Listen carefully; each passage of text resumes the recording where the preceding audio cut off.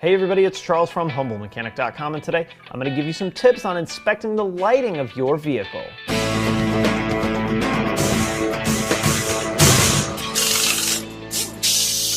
Modern cars have a pretty sophisticated system on the vehicle when it comes to lighting. Many new cars will even monitor when you have a bulb out. But these systems may not monitor all of the bulbs on your car, and this is actually a really great way to make sure you're staying in touch on your vehicle.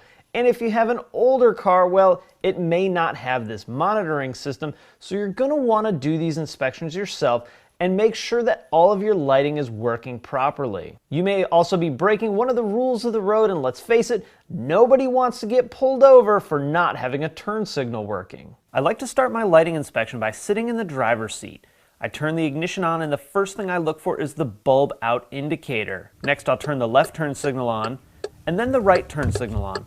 And what I'm looking for here is to see if the indicator is flashing fast. If the indicator is flashing fast, that means I might have a turn signal out. But if they both flash at normal speed, they should be good. We're going to also do a visual inspection on them just to be 100% sure. I also like to turn the high beams on and make sure that the high beam indicator or dimmer switch is working properly. And I also turn the hazard or four-way switch on to make sure it works as well. Once I see everything inside of the car is working properly, it's time for the exterior light inspection. Typically, I don't like to turn all of the lights on, including the turn signals, at one time. Some vehicles use the same bulb for multiple functions, and it can make it easier to miss a bulb that may be partially functioning. Let's start with the front of the vehicle and look at the headlight.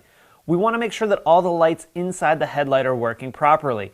This could include a daytime running light bulb, a low beam bulb, a high beam bulb, and the turn signal may or may not be inside the headlight, but the car will have one in the front. And if the vehicle is equipped with a fog light, we want to check that too. If you're not positive that all the lights inside a headlight are working properly, compare it to the other side headlight and make sure that they're working the same.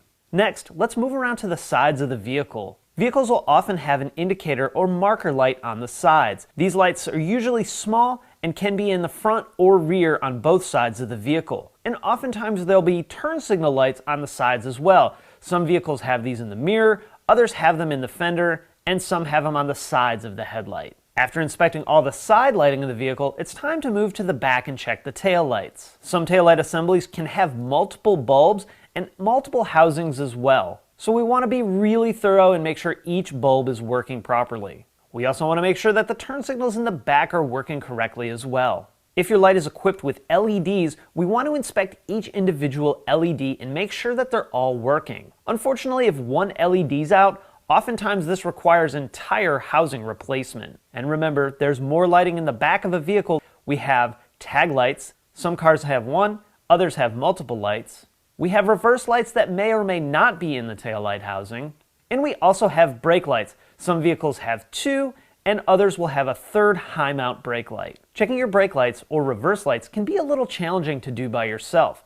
The easiest way to have them properly checked is to have someone stand and check them for you while you operate the brake or put the car in reverse. Or use something like your cell phone and record a quick video to make sure that they all work properly. And as always, keep safety in mind while you're checking these lights. If at the beginning of our test, the turn signals were flashing properly, turn each side on and just do a quick walk around to make sure that they're functioning 100% correct. When it comes to aim of our headlights, it may not be as simple as turning a screw to make an adjustment.